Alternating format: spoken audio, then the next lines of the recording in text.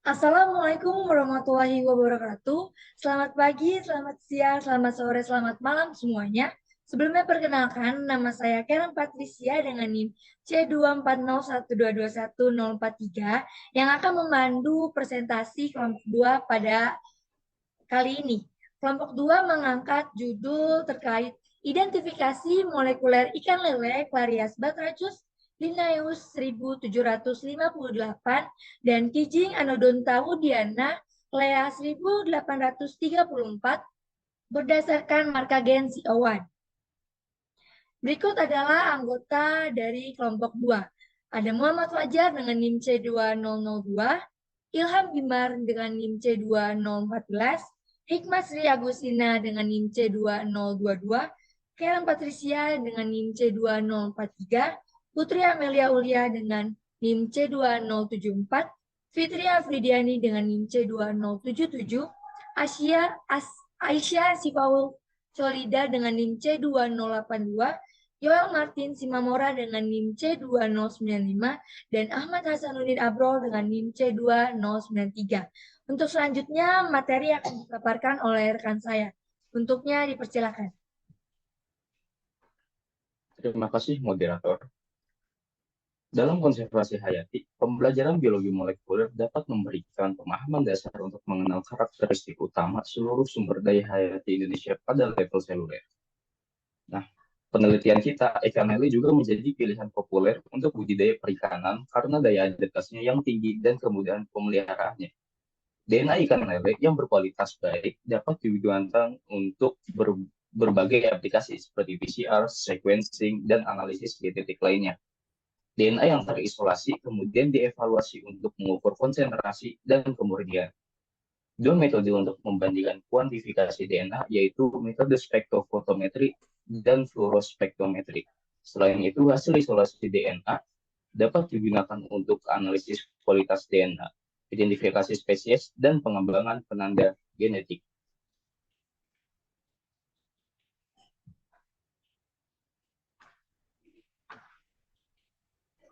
Nah, kajian kami ini dilakukan untuk mengidentifikasi serta menentukan spesies origin dari ikan lele serta spesies Kijing Anodonta woodiana berdasarkan marka molekuler gen CO1. Selanjutnya, kajian kami ini dilakukan yang bertempatkan di Laboratorium Biologi Molekuler setiap hari Kamis pukul 9 hingga 12 waktu Indonesia Barat. Tertera pada layar alat dan bahan yang kita perlukan selama kajian ini dilakukan. Selanjutnya, pada bagian prosedur kerja, yang pertama ada isolasi dan juga ekstrasi, di mana langkah pertama yang dilakukan adalah penambahan aquadis dan juga sampel, lalu penghomogenisasian, lalu centrifuge. Yang kedua ada prosedur uji kualitas DNA, di mana yang pertama kita lakukan adalah penimbangan, memasukkan sampel, pelarutan, menganalisis di alat elektroforesis, dan juga pencatatan data. Lalu pada prosedur yang ketiga ada amplifikasi dan juga visualisasi. Yang pertama adalah menggunakan teknik PCR, pengenceran, homogenisasi, lalu memasukkan ke mesin PCR, lalu pencatatan data. Berdasarkan hasil analisis, dapat dilihat ikan lele dengan nama Latin Clarias batratus dan Kijing dengan nama Latin Anodonta woodiana didapatkan hasil amplifikasi fragmen DNA yang diketahui berhasil teramplifikasi yang ditujukan dengan pita yang terang dan jelas. Tetapi pada sampel Kijing dengan kode IL8.2 dalam kurung 2 yang menunjukkan tidak munculnya pita DNA. Hal ini bisa saja terjadi karena adanya faktor-faktor internal atau eksternal pada sampel tersebut, atau metode pemeriksaan yang tidak dapat mendeteksi pita DNA yang seharusnya ada. Demikian, tidak semua contoh tersebut menunjukkan ketebalan pita DNA yang sama. Hal tersebut bisa terjadi karena perbedaan konsentrasi DNA hasil ekstraksi yang digunakan untuk PCR, sehingga menghasilkan perbedaan konsentrasi gen target yang berhasil diamplifikasi. Oke, selanjutnya di sini ada hasil dari pembahasan dari ikan lele. Nah, pada tabel jarak genetik ikan lele atau Clarias Bertacus ini didapatkan bahwa jarak genetik tertinggi itu pada jarak kali Clarias Bertacus dengan Polypterus palmas, yaitu nilainya sebesar 0,236. Sedangkan jarak genetik terkecil yang diperoleh yaitu jarak dari Clarias Bertacus dengan Clarias Gariepinus dengan nilai sebesar 0,135. Hal ini membuktikan bahwa semakin kecil jarak genetik yang diperoleh, maka semakin dekat kekerabatannya. Dan begitu pun sebaliknya, semakin besar jarak genetiknya, maka semakin jauh kekerabatannya. Nah, lalu di sini ada pohon filogenik, di mana disimpulkan bahwa Carias batrachus ini berkerabat dekat dengan Carias gariepinus, dan Carias batrachus ini berkerabat jauh dengan Polypterus palmas.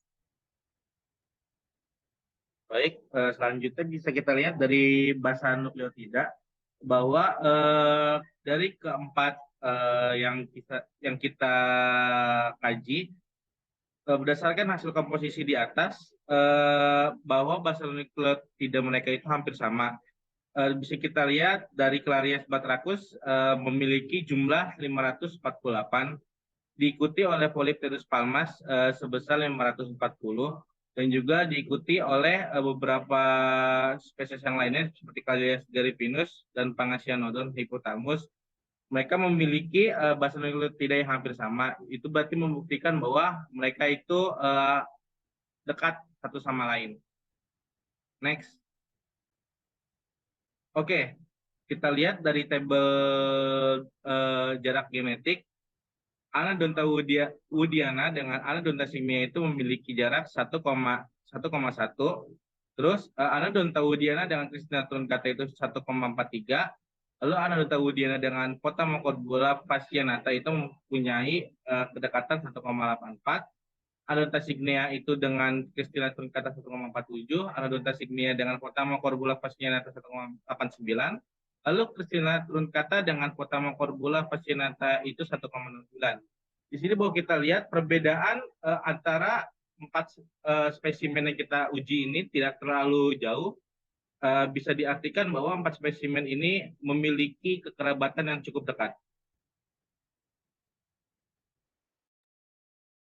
Ya, kemudian ada pohon filogenetik. Jadi pohon filogenetik pada kijing ini menggambarkan hubungan kekerabatan suatu spesies atau populasi. Jadi berdasarkan data atau dari pohon filogenetik kijing ini didapatkan bahwa Anodonta woodiana lebih dekat dengan Anodonta cinea dan Anodonta woodian berkerabat jauh dengan Potamorcobula fasciata.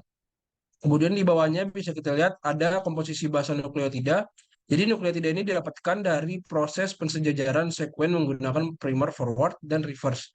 Jadi berdasarkan data komposisi basan nukleotida kijing ini, bahwa nukleotida yang berbeda di antara 4 spesies, Anodonta woodiana dan Cristeria trusanta yang memiliki total basa yang sama dengan total basa 488. Sementara Anodonta cinea dengan total basa 517 dan Potamocorbula fasciata dengan total basa 521.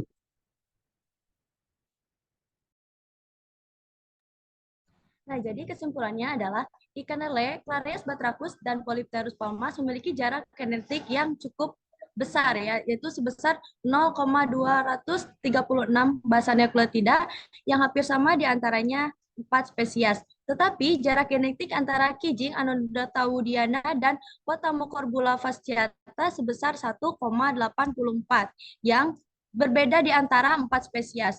Struktur pohon filogenik Anodonta woodiana berdekatan dengan Anodonta signia dan Anodonta woodiana berdekatan dengan Potamocorbula fasciata. Sebaliknya, Clarias batrachus berdekatan dengan Clarias gariepinus dan Pangasianodon hippopotamus berdekatan dengan Polypterus palmas. Berikutnya, kelompok kami memberikan saran terhadap kajian yang kami kaji, yaitu penelitian mengenai analisis DNA ikan lele Clarias batrachus dan kijing Anodonta woodiana masih terbatas, sehingga informasinya masih sedikit. Oleh karena itu, diperlukan lebih banyak penelitian mengenai DNA ikan lele dan kijing, sehingga informasi DNA dari spesies tersebut akan lebih mudah didapatkan dan dapat dijadikan acuan serta pembanding untuk penelitian yang serupa.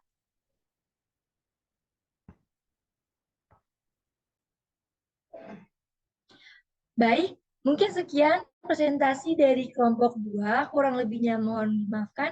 Wassalamualaikum warahmatullahi wabarakatuh.